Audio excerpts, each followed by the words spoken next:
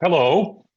The purpose of this video is to enable you to complete the business model canvas contained in part 2 of the AVANZA loan application checklist. My name is Armando Ojeda. I work as a loan officer for the AVANZA Empowerment Fund. And joining me on this video is my colleague and friend, Dan Cinto, a loan impact strategist, also with the Tucson Industrial Development Authority. Hello, Dan. Hello, Armando. So the purpose of the AVANZA Empowerment Fund is to give existing business owners, like the ones who are listening to us today, the access to the money in the form of a loan. And so one way we make loans accessible is providing knowledge, which is what we're going to share with you today, and resources, which we're also going to share with you today, to enable you to complete the application checklist, because that's really important in order for you to get a loan. So, Dan, what about you?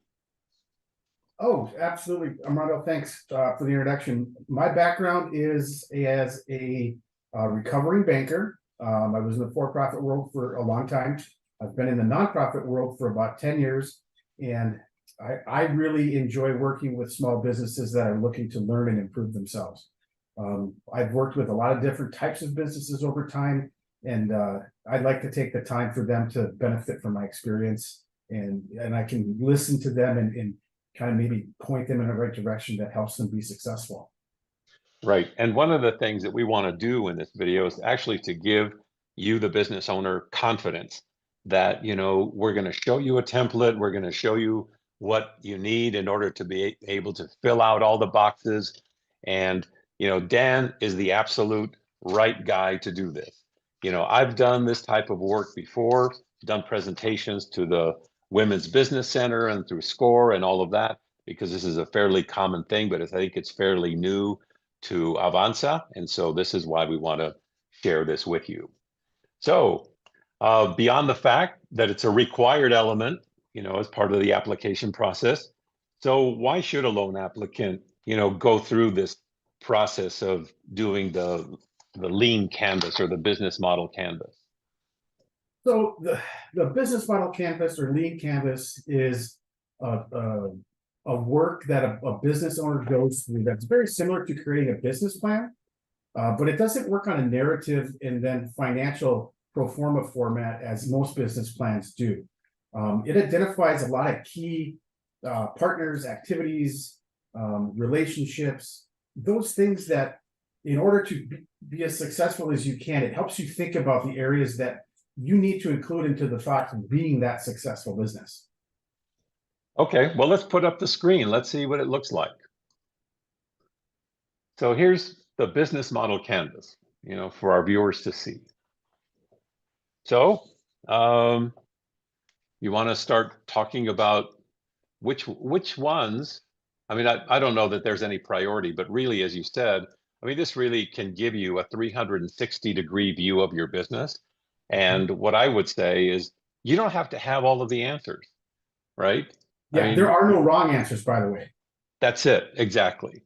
And so what this helps you to see is where you put a lot of thought, energy, and effort, where you're strong, and where you might have gaps or areas of opportunity for improvement. Yeah, So, Armando, one of the things that I like about these canvas and the approach that it takes to go through it is you'll notice on the top right where it has a date and a version. yeah, These are work in progress consistently because businesses evolve over time. I feel it's very important to put the date that you've completed it or started it. It's just something to reference. And that way you can pull these out to help you with additional canvas thought processes moving forward through the business cycle. yeah, totally agree. Okay, so where should we start with this? Well, I like to start with the key partners and kind of just work from the left to the right. Okay, On a business model canvas, when you're looking at answering the questions, because really look at each of these headings as a question. It's key partners. Who are my key partners? And those are people and entities like suppliers, advertisers, marketing people. It could be an accountant. It could be a lawyer. A lot of businesses, depending on what they do, may form some type of advisory board, and that would help guide them through some aspect of their business that they don't necessarily have a complete hold of. But by having an advisory board, you're bouncing your weaknesses off of trusted partners, trusted key partners, and you can help solve that. Agreed. And I wouldn't neglect employees either, because they're your Yeah, key I have partners as that next, well. actually, employees and our staff here at Avanza. Yes, exactly right. Okay. And so those are the people that, you have a codependency with, really, because you are as dependent on them as they are as dependent on you. They're the ones that actually help your business move forward every day. Yeah, these are people that help you work on your business.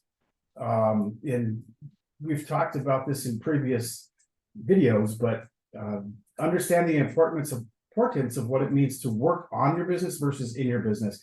And by having these key partners, it forces you to work on the business with whatever their area expertise is, whether it's marketing, accounting, even a lawyer. Perfect. Just leave that at that. That's perfect. That's absolutely perfect. Okay. Excellent. Moving on from key partners, to the right, you'll see a checklist of key activities.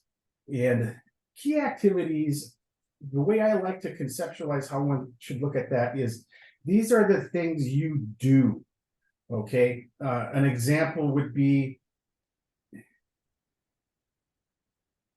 going through your pricing structure. Am I proactively pricing my product in such a way that I'm going to be doing the top line sales that I need, and am I going to be paying myself a profit first? What's that going to look like?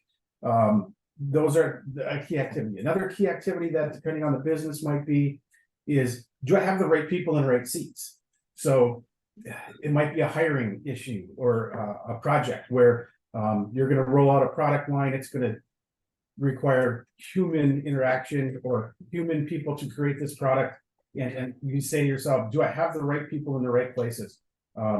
Those activities that you do to put the right people in the right places, I can't stress enough how important that is, for two reasons. Number one is, if they can do the right thing for you, that's a victory. And if they can do the right thing for them, that's a bigger victory. So you gain some economies of scale by working on those HR issues as a key activity. Other key activities in operating a business are you filing all the necessary legal documents that you need to file? Are you paying your taxes on time? These are, anything that is considered key is something that, if it's not done, it can adversely affect the business's profitability or ability to stay in business. Armando, do Absolutely. you have anything to add to that? Yes, I would add insurance, things like key man insurance, because really for us, business continuity is extremely important, Mhm. so, who are the people that can take over in case you are disabled, even for a short period of time, right? And who are the people that have those capabilities? And the other thing, and you referred to this in a previous video about training your employees, but really, when you empower your employees, you give them the training, you give them the knowledge, you give them the authority, to be able to do the work without, constant supervision, because that takes time and energy from you. And so I think insurance as a risk management tool is one of those really critical things. I think technology is also critical now, because everything has a technology foundation. Your email, your iPhones, your servers, your website, all of those things, what is the technology that your business has? Because more and more customers are engaging with small businesses through technology, either through their website directly or in some form or fashion, and especially with payments. And you want to get paid as quickly as you can. Right. I guess another good lens to look at key activities through is identifying what are short-term one-off things or long-term reoccurring things. That by breaking those two different approaches down to what activity you're working on, you can then prioritize those key activities, rank them, and work on the ones that might be seasonal, work on the ones that maybe are things that you're putting in place for more of a longer term goal. Very good thought. Absolutely right. Great. Okay. So, Right below that, you'll see key resources. And resources is a tricky word. I'm an economist by education, and resources come in many fashions. They can be raw materials, they can be right. people, Hmm. uh, it can be bandwidth. Hmm. There's a lot of resources. So, depending on your type of business, whether you're a service industry, a manufacturer, a wholesaler, a retailer, key resources will differ from business to business. But I think where you want to try to list below key resources are what are resources that you have to have in order to operate. And people is the first thing that comes to my mind, Armando. And then depending on what inputs you need to do the thing that you do, are you going to have a constant access to those?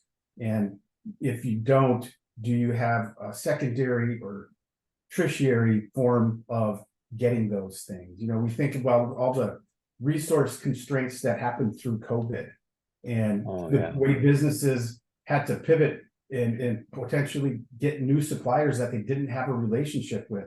One of the things that COVID taught those types of businesses is that it's great to have backup.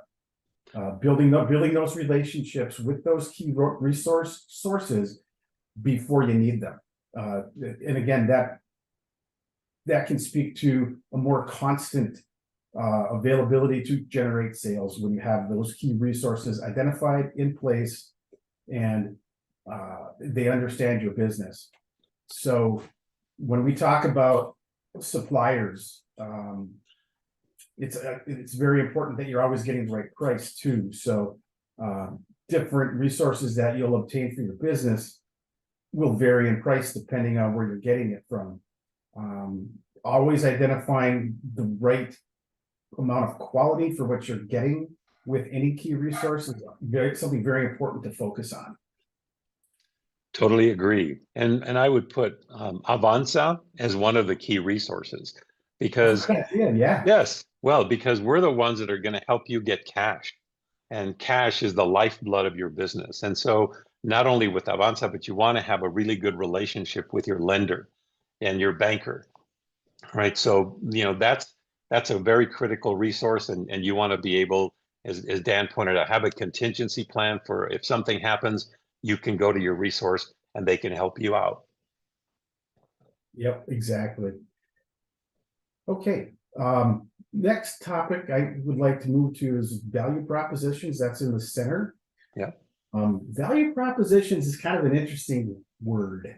Um, value propositions might mean something different to one person as the next, but really think about it as it's a display that maps out your products and services and specifically how you meet the needs of your customers. So depending on what you do, that's going to look different. Again, like we had talked about on some of these other key metrics, is what does that look like for you? So a value proposition, again, is it maps out a service and specifically how you meet the needs of your customers with that service or product. Value propositions are something that you can really spend a lot of time on developing and thinking. And what it does is it really drills down to what your core thing is that you do. And then you can compare yourselves to other people that provide that same good or service. And you can say, I am better, or my company is better at this because I've done the following things. I understand my customers. That's a part of a value proposition that any business owner has. I'm concerned about customer service and how does that help you meet the needs of your customers? That's another value added activity that business owners do or put themselves through consistently to improve themselves. So Armando, I'll give it to you right now. When you see value propositions and you work with people through the business model canvas, what kind of answers do you see? Well, I absolutely agree with everything that you said. Excuse me. But you know, the other thing is, I used to be in purchasing, so I used to be pitched by a lot of people, right? And so many of the businesses were all in the same space. And the question that I always had for them was, well, what is it that makes you different from your competitors? Why should I buy from you? What solution are you solving for me that my incumbent suppliers are not? Right? So the value proposition is exactly what you described, but also how are you different and different enough so that people are more inclined to buy from you than somebody else? Yeah, that's a great point. You know, as businesses progress through their natural life cycle, the value propositions of what they do might change over time. But you used a great real life example where you might get asked that question by a potential client. And if you have a great answer, they're probably going to remember it. If you don't have an answer, they're going to remember that too. Oh yeah, yeah. And so, I think this is one of the, you have to have like your 30-second elevator speech. But to your point, Dan, when your business does evolve because your clients' demands on you evolve, right? And so let's say you do landscaping and they're going to say, well, can you do irrigation too? Right? And so then you can either say yes or no, or so that's how your business begins to evolve, and that's how your value proposition also evolves based on the demands and the needs of your clients. Absolutely. Okay, I'm going to move over to customer relationships. Perfect. And I like to use what I call the ABCs of customer relationships. Mm. We all have hopefully we all have customers, and we have what we consider our A customers, the people we can't live without doing business with.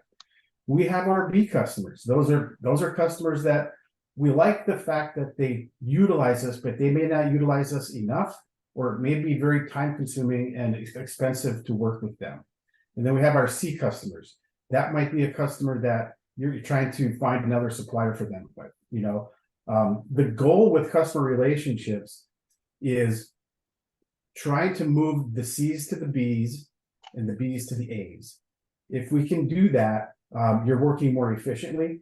One of the very successful businesses that I've worked with in the past was looking at their clientele base, and they said, I'd be better off without these 15 customers. And I said, what does it cost to get rid of them? And they said, well, probably make more money because I can spend more time with my higher revenue producing clients. And sometimes it's very hard for a business to say that I think I can do better with less customers.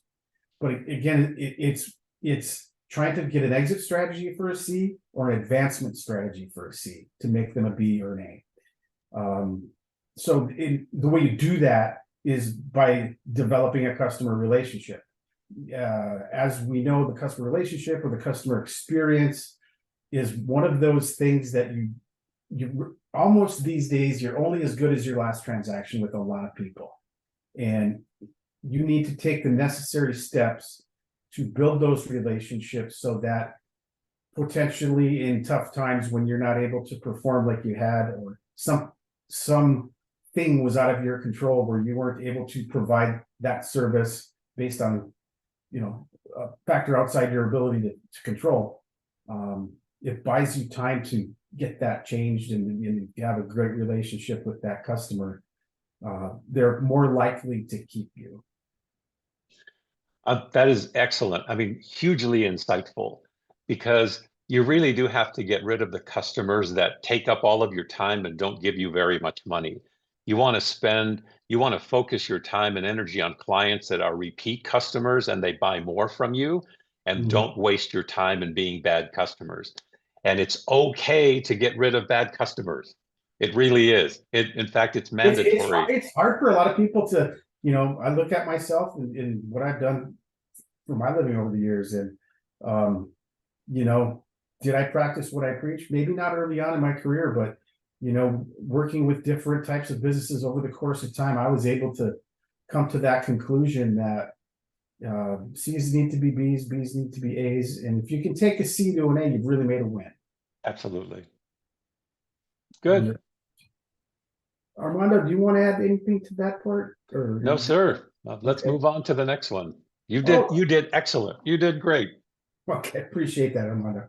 Um, right below that, you'll see a headline called channels. And think of channels as communication pathways. How do I communicate with my customers?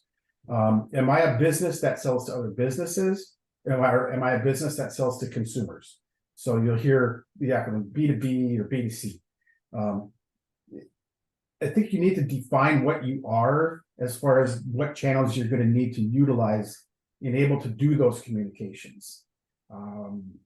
Oftentimes today it's internet based with Facebook, Instagram, um, things like that to keep your recognition fresh in your clients, even your potential clients, so that when they're thinking about making a purchase, there's something that you did properly with Google search engine optimization that pops your ad into their email feed on the right.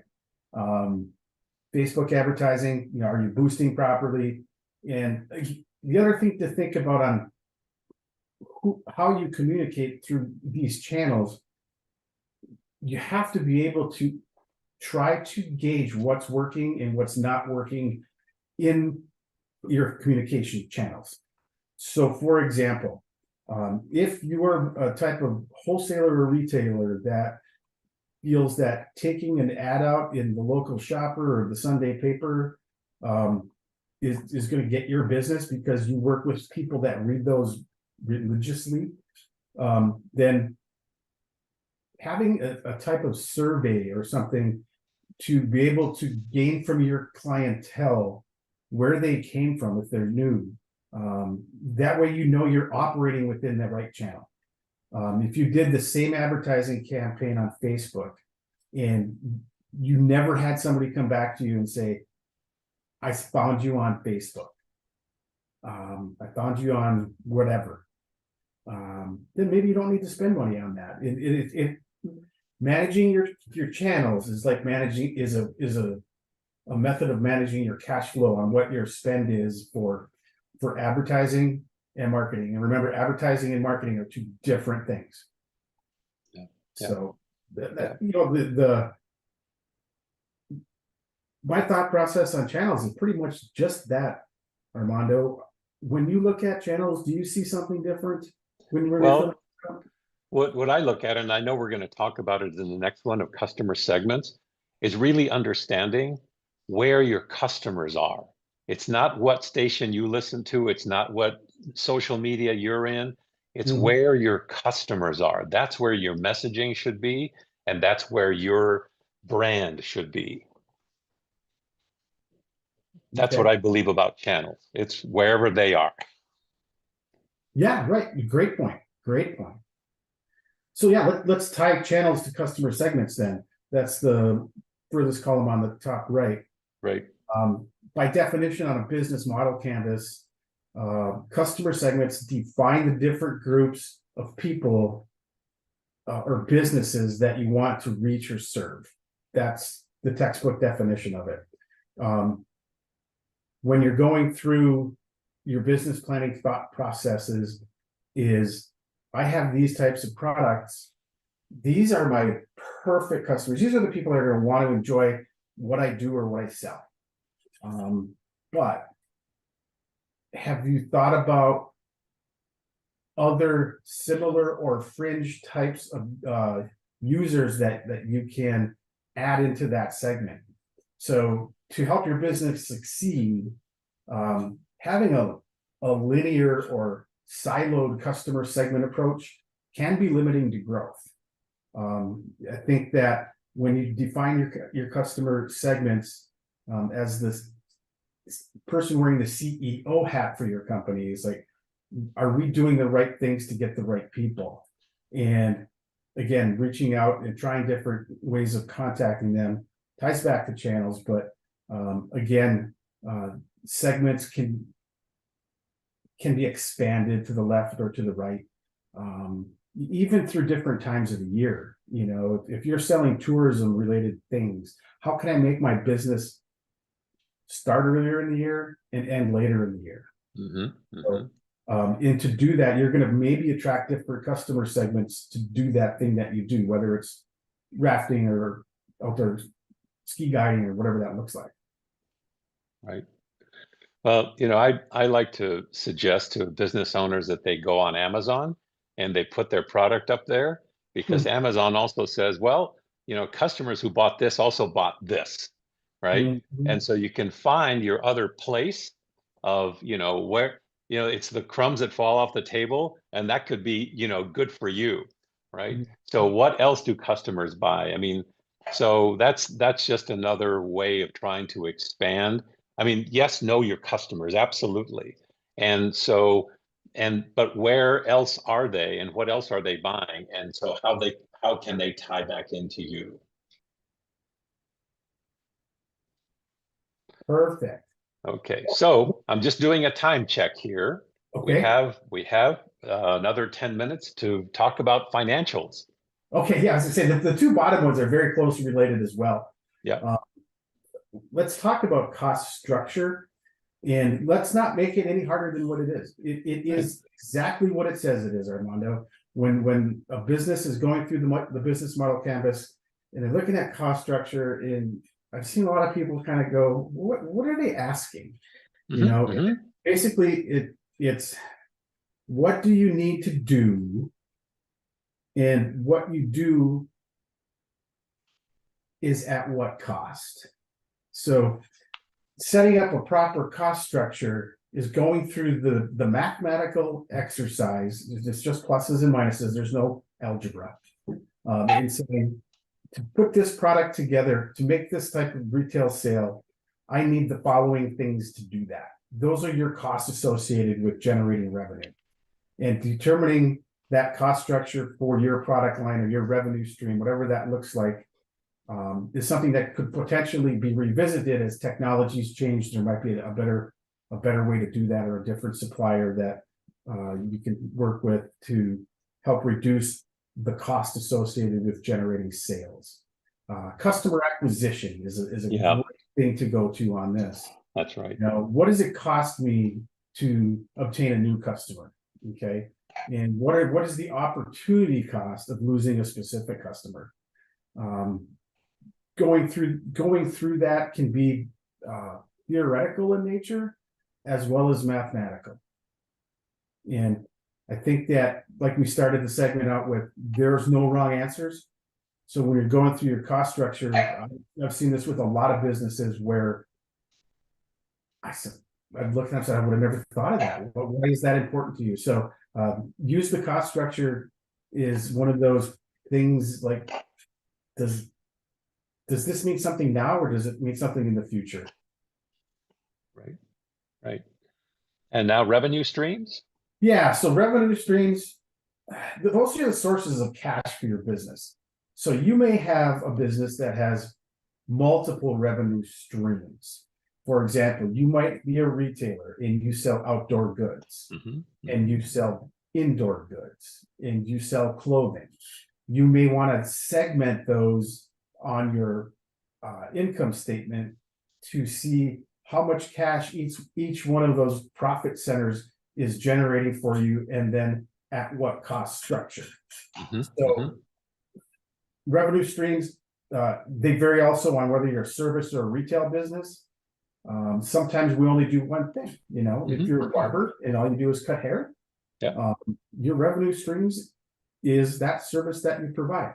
Once you get into retail versus service, I think the revenue streams can be a little bit more varied. In your example earlier on this conversation, you had talked about the landscaper. Could they do install irrigation as well? So by looking at your revenue streams and trying to maximize what you're getting from them, do you put them together because you're starting to do all these projects that do both, or do you keep them separate? You know, another great example of that is the difference between the sales and maintenance of a product. So a revenue stream, I think it's a very good idea to separate those. You're selling the irrigation system as an example, but then you're also doing the annual maintenance on it. Maintenance plans are another revenue stream that a lot of businesses are turning to right now as a go-to way to increase revenues. Absolutely right. Well, this is great. Well, Dan, any final thoughts before we conclude this segment? Yeah, don't forget to work on your business, not just in it. And the business model canvas, much like we had chatted earlier on a different episode, really is a document that is something that you can utilize over time. That's why we started this segment out with a date and a version. As your business grows, your business model canvas needs to accurately reflect how you're going to get there. Right. Well, Dan, thank you very much for sharing your expertise. I mean, very insightful, very helpful. And so we look forward to more of this. And again, we just want to remind our viewers that you can come to AVANZA and to the Tucson IDA, where people like Dan and myself are available and ready to help you. Excellent, Armando. Well, thank you, Dan. Thank Much you for your time as appreciated. well. All right. Take care.